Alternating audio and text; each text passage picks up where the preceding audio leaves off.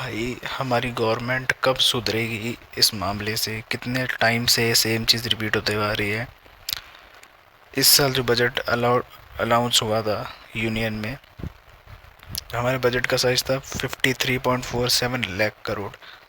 और वहीं अगर तुम देखोगे कि बजट एलोकेट कहाँ कहाँ करना है गवर्नमेंट ने, तो सबसे पहले एजुकेशन पे केवल 1,40,000 करोड़, मतलब रफली 2.6% ऑफ टोटल बजट। ठीक है।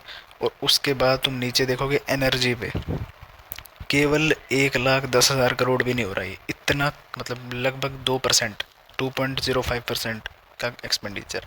और ऐसे हम बनेंगे सेल्फ रिलायंस जब हम एनर्जी सेक्टर, जो कितना इंपॉर्टेंट है हमारे लिए, हम उस पर ही खर्चा नहीं कर रहे, हम एजुकेशन पे बजट अलॉट नहीं कर रहे। ठीक है, तो ऐसे कैसे हम काम चलाएंगे? उसके बाद हेल्थ देख लो, हेल्थ भी उससे ही कम, ये भी 2%। अर्बन डेवलपमेंट भी कम। और वहीं नीचे अगर आओगे तो यहाँ पे देखो तो मिलेगा साइंटिफिक डिपार्टमेंट्स, ये तो बहुत ही कम भाई, 55,000 करोड़ सिर्फ साइंटिफिक डिपार्टमेंट्स को दिया गया है। कद्दू रिसर्च करेगा कोई? क्या घंटा डेवलप कर लेगा कोई कुछ, जब हम लोग पैसा ही नहीं दे रहे इन्हें। और नॉर्थ ईस्ट वालों को तो पूछो ही मत, 6,812 करोड़। अरे सॉरी, ये होगा हमारा डेवलपमेंट का मास्टर प्लान।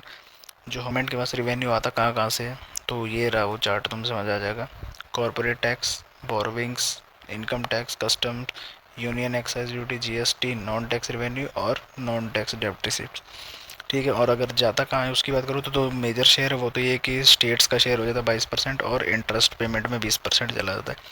उसके अलावा अगर तुम देखोगे तो सेंट्रल सेक्टर की स्कीम, जितनी भी स्कीमें हो, चाहे वो एग्रीकल्चरल हो, चाहे सब्सिडी हो, चाहे ग्रांट्स हो, कैपिटल।